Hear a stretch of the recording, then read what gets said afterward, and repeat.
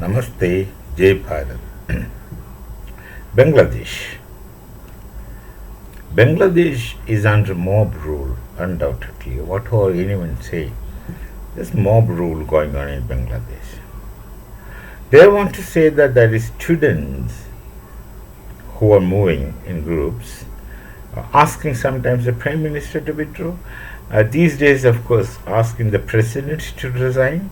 And they decide that next should be the army chief, or this thing or that thing. This person should resign.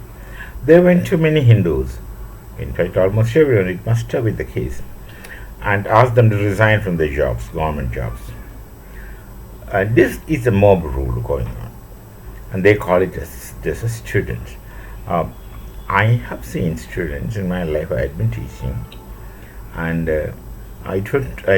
we well understand who a student is, who is a student a disguised mobster. There had been a professor in Bangladesh, I forgot his name, from Dhaka University. I think he was a professor of international relations. He was speaking in terms of obtaining nuclear power from someone else and putting them at the borders. Borders of Bharat would imply Bangladesh has to put such nuclear arsenal all around them, because out of the four, three are covered by Bharat, three borders. The other one is open to sea. So they have to put all around them these nuclear arsenals. And just think, if they have such professors, naturally what kind of students they may be having can be imagined. If this is the kind of professor whom they would like to project, then the mobs students who post the mob who post themselves students will naturally fall in line. They were very consistent, in no problem in understanding. Now, they behave as they feel like, and there is no law and order. This, of course, they enjoy most likely at that age. Even a professor who doesn't understand things, how would you expect the student to have fast-sightedness into future? What would happen to the society? Sheikh Hasina is not a Keith and kin of Bharat. If that had been the case, she wouldn't have gone to China and befriending them. There's a definite relations with Bangladesh in the past with Bharat, but that doesn't mean that they just are our own people in that sense of the term. They were independent, they had their own relations even to China, and permitting China to enter their area, which of course is unpleasant to Bharat for reasons obvious. And now they think Sheikh Hasina had been a Bharat agent. No, these are the kinds of things. But that never was the case.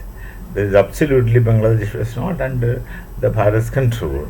Of course, they still listen in many international issues. Otherwise, we never bothered to intervene in their inside or their internal matters. That Bharat is not concerned about such things. And this is a small concern about the Hindus living there in the name of religion, because these people are persecuting them now, not before. But these days, Hindus are targeted, thinking that now there's a set of minds working behind the student mob. They target them. They target the Hindus so that we will react. We wouldn't react. We're not fools. They should have thought about Bharat, that we are not idiots and fools who are impulsively going to react. We wouldn't. Because they wanted to draw international attention and things like that. They wanted to have their way. In all likelihood, as I perceive, this is Jamaat-e-Islami who is behind it. They think Islam is going to solve the whole thing. Recently, there had been a discussion about Iran. We were hoping that Iran can become Persia again, but then there were some comments in the comment box. Whether Iran becomes Persia or not, it would still be Islamic Republic. Then it makes a sense to ask question: what kind of Islam is he speaking about? Because we see different varieties of Islam. Which one they decide, we don't understand. It's up to them when it comes. We'll see if that's the case. Now, Bangladesh is in a miserable situation. They have all these things will obviously be short living.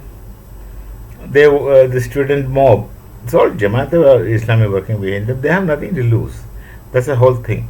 These people who are behind the mob students, they have nothing to lose because they are very confident that the real life is after death. So do anything, and whatever they think, they presume to be in the interest of the God they believe. Their life after death is guaranteed with comfort. So they are in for such things and they don't care because they firmly believe that the real life starts after they die. And these people become instruments, and I don't know how many of them will have this post death pleasant anticipation. I don't know.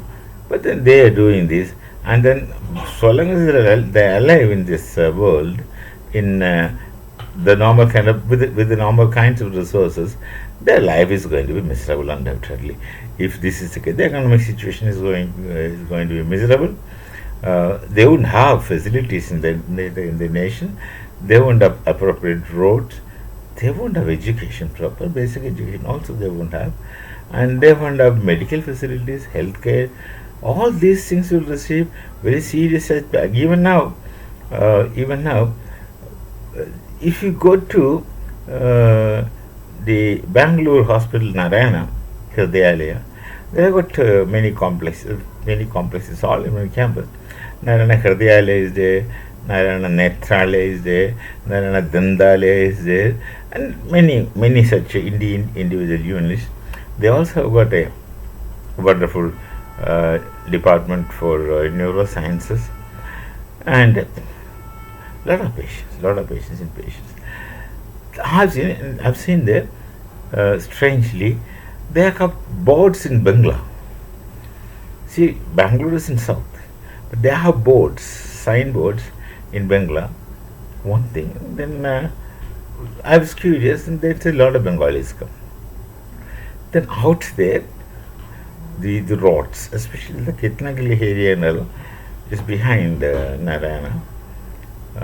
Many shops, and most shopkeepers, they don't speak Hindi that much because Kannadigas, they all speak Bangla. I asked cashier, how do you learn Bangla? And they said, we just learned it by these people coming and going. That means so many of people from Bangladesh keep coming there with various diseases. All these things will stop. If Bangladesh is doing this, all these things will stop. They won't get medical visas. And here they are very beautifully facilitated. See, from Bangladesh, someone through some contact will contact some telephone numbers they have, and then they have all a program. They have a complete program of patients coming with some bystanders. In most cases, family come. They have good apartments in rent with utensils and cooking facilities, etc. They come, pay for everything, and then they go back, leave everything. The next batch comes. They'll be picked up from the airport by these agencies, and will also be dropped back in the airport by these agencies. So that much integrated they became with that area around that hospital, because they keep coming one after another. They keep coming for various kinds of diseases. I have seen once a Hindu, Chakrabarti, is a Brahmin. I was actually surprised. I asked, "You're a Hindu?" He was smiling and saying, "Yes." His friend was sick. It was some neuro problem. He was there. So these things. I just experienced one thing. This is not going to be the same for them. Those sick people who are in need of medical visa, cheap and comfortable, with all facilities, they don't feel out of place. They feel at home here. So I don't think that's going to be the same thing again in future. With the kind of movement that takes place in Bangladesh, the anti-Bharat feeling. You know what happened to Maldives was very quickly solved.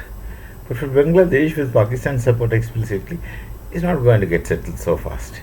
Until, of course, there's serious political change in the real sense of the term happening in Bangladesh. So right now, Bangladesh is Confucius, in the sense, in big confusion. Nothing, no one is able to understand, nothing, no one is able to predict, or nothing, no one is able to anticipate. We should discuss later with some other thoughts. Namaste. Jai Bharat. Jai Shri Ram.